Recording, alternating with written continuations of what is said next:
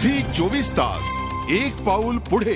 मनसेच्या गोटात आमदार बाळा नांदगावकर आणि पक्षप्रमुख यांच्या भेटीगाठी झाल्या, मात्र गेले 2 दिवस कुठलीही प्रतिक्रिया ही मनसेच्या गोटातून येत नव्हती। मात्र आज या क्षणी आलेली पहिली प्रतिक्रिया आणि ती अर्थात तोब डागली आहे कृष्णकुंजवरून ही थेट हर्षवर्धन जाधव यांच्यावर। मनसेचा हा पलटवार आहे। उपसभापती नेमण्यासाठी 10 लाख रुपयाची देवाणघेवाण झाली, हा थेट आरोप आहे आणि तेही एका पंचायत समितीच्या निवडणुकीत उपसभापती नेमण्यासाठी 10 लाख रुपयाची मागणी, असा हा थेट आरोप आहे। मनसेचा हा पलटवार आहे। आपल्यासोबत आमचे प्रतिनिधी दिनेश दुखंडे आहेत। दिनेश दुखंडे आहेत आमचे प्रतिनिधी। दिनेश, आपण पाहतोय गेल्या 2 दिवसांपासून हर्षवर्धन जाधव यांच्याशी तुम्ही बोललात, त्यांची मतं जाणून घेतलीत। मनसेवर त्यांनी केलेले आरोप ऐकले आहेत। आज मात्र मनसेकडनं 3 दिवसानंतर प्रतिक्रिया येते, काय आहे ही मनसेची भावना?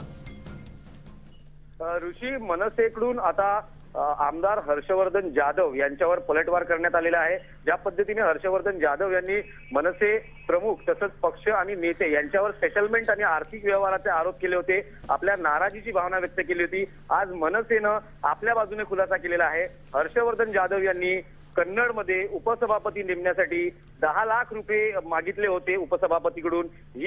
हा जो व्यवहार आहे तो पूर्ण झाला नाही, त्यामुळे या उपसभापतीला बदलण्याची मागणी ते वारंवार करत होते। मात्र पक्षाने या उपसभापतींना कायम ठेवण्याचा निर्णय घेतला आणि त्याच रागातून कुठेतरी हे हर्षवर्धन जाधव आहेत हे आरोप करता आहेत आणि त्यांची जी नाराजी आहे ती गेल्या वर्षभरापासून सुरू होती। नाराजीची भावना ते अनेक ठिकाणी व्यक्त करत होते, त्यामुळे हे सर्व प्रकरण नवीन नाही त्यांच्या नाराजीचं। मात्र जे आरोप आहेत यामधलं त्यांचं जे अर्थकारण आहे ते आज मनसेनं समोर आणलेलं आहे।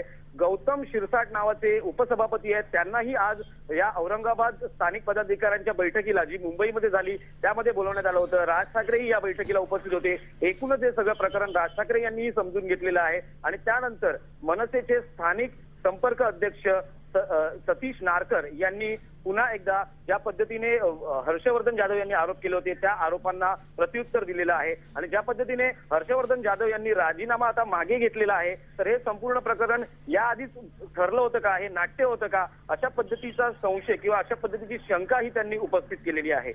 मनसेच्या गोटात ही पहिलीच प्रतिक्रिया आहे। दिनेश, या संदर्भात जर आपण पाहिलं तर मनसेनं थेट आरोप केले आहेत, जो त्यांचे उत्तर परतवण्यासाठी मनसेच्या गोटातनं कशी तयारी करण्यात आली आहे, काय सांगाल? ऋषी, ज्या पद्धतीने हर्षवर्धन जाधव यांनी पक्षप्रमुख राज ठाकरे, पक्षाचे नेते तसंच पूर्ण पक्षाचे जे पदाधिकारी आहेत त्यांच्यावर आरोप केले, मात्र राज ठाकरे यांनी स्वतः या प्रकरणावर भाष्य केलेलं नाहीये। त्यांनी हर्षवर्धन जाधव यांच्या आरोपांना किंमत दिलेली नाही। आपला जो स्थानिक तिकडचा नेता आहे त्याच्या मार्फत राज ठाकरे यांनी प्रतिक्रिया दिलेली आहे। एकूणच राज ठाकरे यांनी हर्षवर्धन जाधव यांना तितकीशी किंमत दिलेली नाहीये।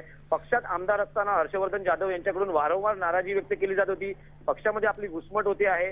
गेल्या वेळेस शर्मिला ठाकरे यांच्या मध्यस्थीमुळे त्यांनी फोन केल्यामुळे आपण राजीनामा मागे घेतला किंवा जी आपली नाराजीची भावना आहे ती आपण मागे घेतली, त्या पद्धतीची जी भूमिका होती ती आपण मागे घेतली, पण आता आपण या पक्षामध्ये राहणार नाही अशी जी टोकाची भूमिका आहे ती हर्षवर्धन जाधव यांच्याकडून घेण्यात आली होती। त्यावेळेसही कुठेतरी राज ठाकरे यांनी या नाराजीला महत्व दिलं नव्हतं, मात्र आता ज्या पद्धतीने नाराजी होते, एकूणच राष्ट्रवादीने या प्रकरणामध्ये उडी घेतलेली आहे। उपमुख्यमंत्री अजित पवार तसंच विधानसभेचे अध्यक्ष दिलीप वळसे पाटील यांच्याकडून हर्षवर्धन जाधव यांची समजूत काढण्यात आली आणि त्यानंतर आज साऱ्या प्रकरणाचा विचार करताना आता हर्षवर्धन जाधव यांच्या गोटातनं काय उत्तर देतं आणि मनसे आक्रमकरित्या कशी त्याला उत्तर देते, या सगळ्या गोष्टी राजकीय पटलावर नोंद घेण्यासारख्याच राहतील। धन्यवाद दिनेश या साऱ्या माहितीबद्दल।